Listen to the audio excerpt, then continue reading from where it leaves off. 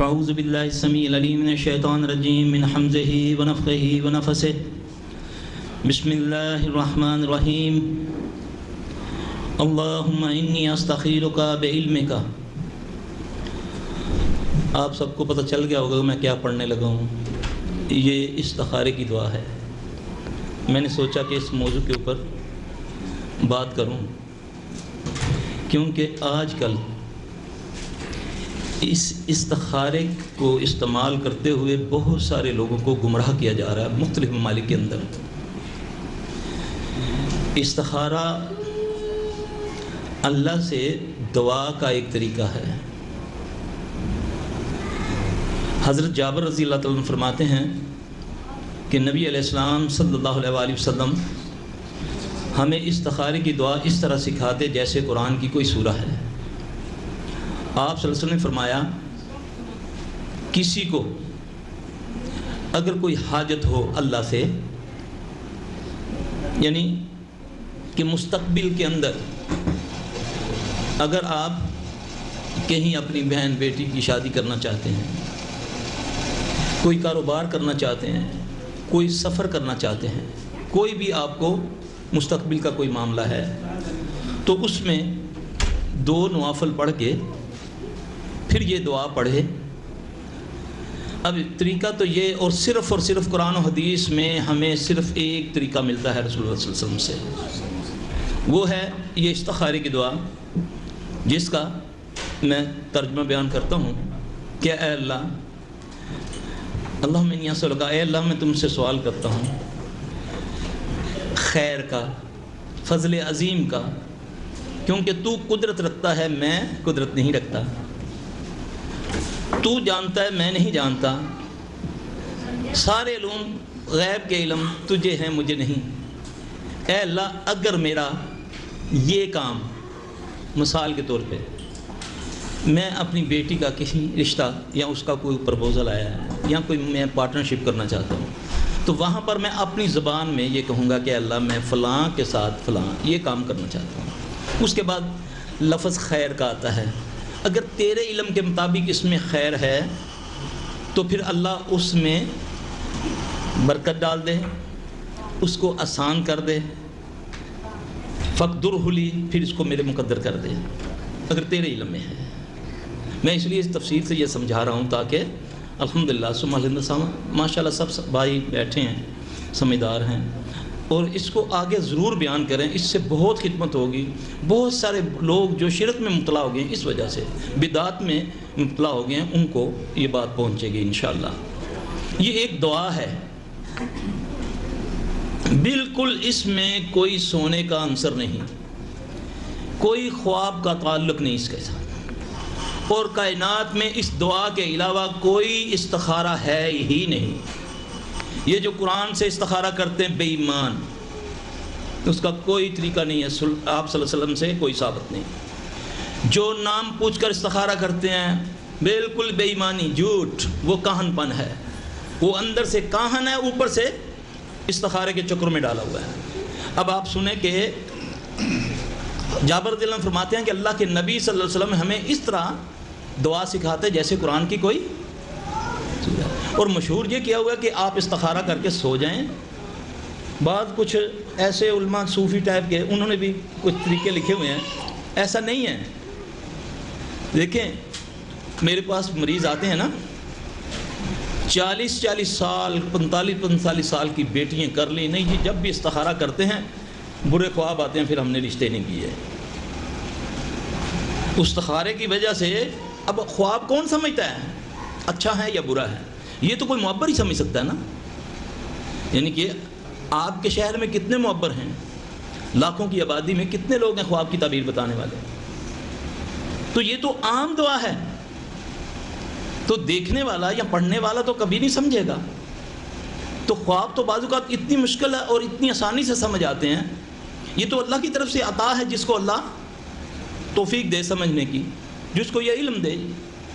اب اگر اس کے بارے میں کوئی خواب کا تعلق ہوتا تو نبی علیہ السلام صلی اللہ علیہ وسلم ضرور فرماتے۔ ابھی میں نے پوری حدیث آپ کے سامنے پڑھی ہے۔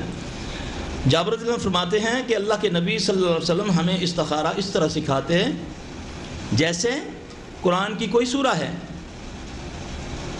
اور آپ نے فرمایا کسی کو کوئی اللہ سے کوئی حاجت ہے تو وہ اس دعا پہلے 2 نوفل پڑھے. نوفل کا کوئی وقت نہیں بتایا،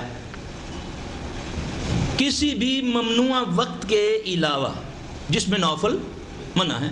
آپ 2 نفل پڑھیں. مثال دیتا ہوں، میں نے آپ سے بزنس کرنا ہے، ابھی شپ کھڑا ہے سمندر میں، ابھی سودا کرنا ہے میں نے، تو میں کہوں جی نہیں جی 7 دن ذرا صبر کریں، میں استخارہ کرتا ہوں تو پھر آپ سے ڈیل کروں گا، وہ تو اچھا بھلا ڈیمیج پڑ جائے گا. یہ فوری طور پہ قبول ہونے والی دعا ہے، فوری طور پہ، اللہ کی قسم. آپ اس کے ترجمے پر غور کریں. اے اللہ میں جو یہ کام میں اس کے ساتھ کاروبار کرنا چاہتا ہوں، نام لیتا ہوں، اگر اس میں خیر ہے تو فقدرہ لی ویسہر لی وثم بارک لی، پھر اللہ اس کو میرے مقدر کر دے، اس کو میرے لیے آسان کر دے، پھر اس میں برکت ڈال دے.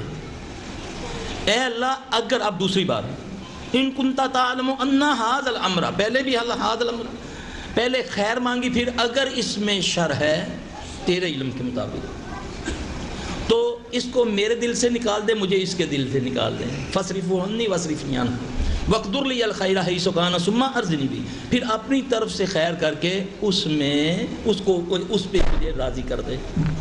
یہ ہے دعا کا معنی، اور اس کی تاثیر اتنی زبردست ہے کہ آپ نے کوئی بھی کام کرنا ہے. یہ استخارہ اس لیے نہیں ہے کہ اللہ میں استخارہ کر رہا ہوں مجھے بتاؤ بیماری کیا ہے، یہ بیماریاں پتہ کرنے کے لیے استخارہ نہیں ہوتا.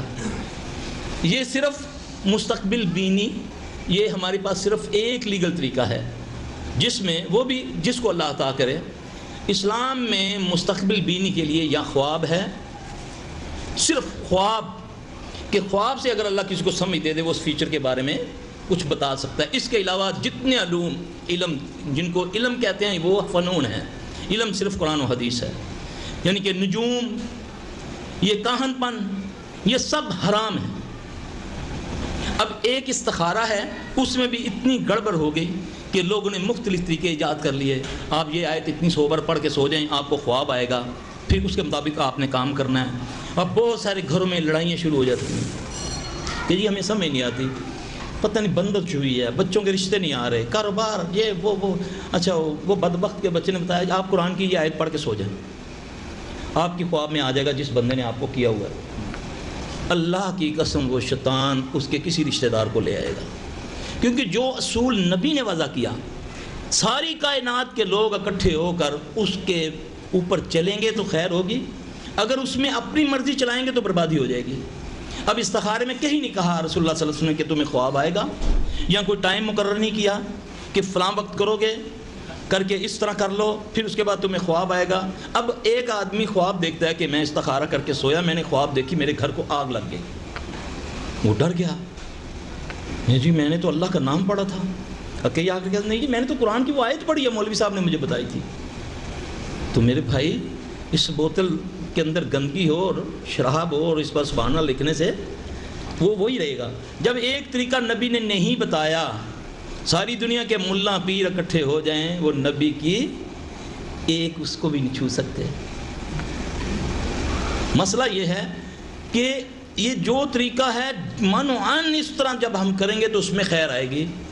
کیوں کہ وَأَتْمَمْتُ عَلَيْكُمْ نِعْمَتِي، یہ کس سے کہا اللہ نے؟ صرف محمد صلی اللہ علیہ وسلم کو.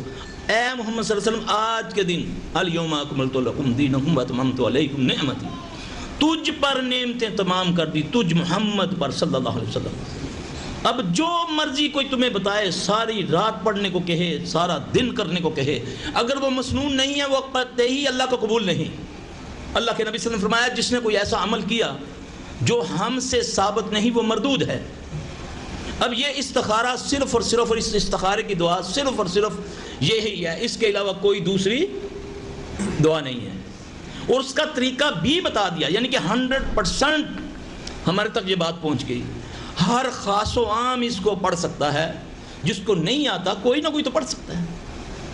یہ کہاں ہے کہ جی مولوی صاحب ذرا ہمارا استخارہ نکالیں، وہ بدبخت کا بچہ گھر جا کر سو جاتا ہے، کہنا جی تیرے تو بڑا مشکل ہے، میرے ایسے تو 3 من گوشت چاہیے تھا فلاں، پھر ہم استخارہ کریں گے. مولوی صاحب ہم نے تو بچے کی شادی کی تھی، استخارہ نکلوایا تھا، 2 دن بعد اس کو طلاق ہو گئی ہے. میں اب جوتا اٹھاؤ جا کر مولوی کو مارو، وہ کہتا تھا بڑا زبردست. کہاں کہا ہے اللہ کے نبی نے کہ استخارہ کرواؤ؟ اللہ کے نبی نے فرمایا استخارہ کرو. ٹھیک ہے نا، اس فرق ہوتا ہے کرنے اور قرآن میں. اور صحیح طریقہ یہ ہے کسی وقت بھی آپ آزما کر دیکھ لیں.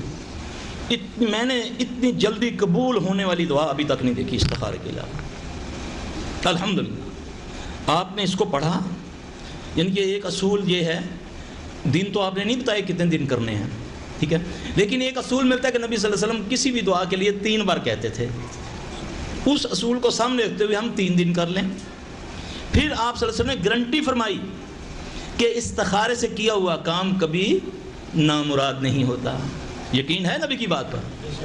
چاہے وہ آپ کا کام، ہاں اس میں ہونے کی نشانی کیا ہے؟ آپ نے جیسے استخارہ شروع کیا، اگر وہ کام آپ کے حق میں خیر ہے، کیونکہ آپ نے اللہ سے کیا کہا؟ اے اللہ اگر تیرے علم کے بارے میں، یعنی کہ ترجمہ کیا ہے کہ میں تجھ سے فضل عظیم کا سوال کرتا ہوں، کیونکہ تو قوت رکھتا ہے میں نہیں رکھتا، تو جانتا ہے میں نہیں جانتا، سارے علوم غیوب جو ہیں وہ تیرے پاس ہیں. اے اللہ میں اگر تیرے نزدیک میرا یہ کام اگر اس میں خیر ہے تو اس کو میرے مقدر کر دے، اس میں آسانی پیدا کر دے. یہی ہے نا؟ اگر اس میں شر ہے تو مجھے سے اس کو دور کر دے، اپنی طرف سے خیر کر دے، پھر اس میں مجھ کو راضی کر دے. کتنے پیارے لفظ ہیں، ٹھیک ہے، یہ اللہ کو کہہ رہا ہے ڈائریکٹ. اب اس کے بدلے میں کیا ہوگا؟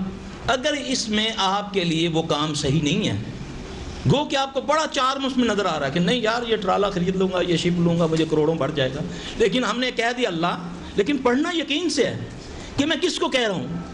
اس خالق کو جو ہر چیز پر قدرت رکھتا ہے، وہ اس میں کوئی کمزوری نہیں. پھر اگر اس کام کی نشانی ہے قبول ہونے کی، دعا کی قبولیت، ان کی پروسیس شروع ہو جائے گا.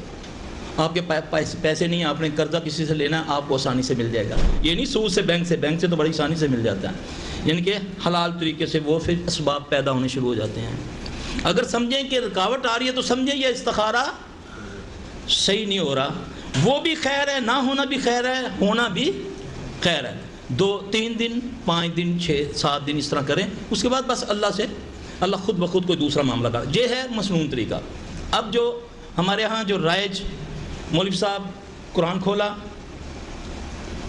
ہے، جنوں سے مدد لینے والا، چوگا پہنا، پگڑی باندھی، پورا پگڑا حصہ پہن کے لوگوں میں یہ بتایا کہ میں ولی اللہ، نعوذ باللہ.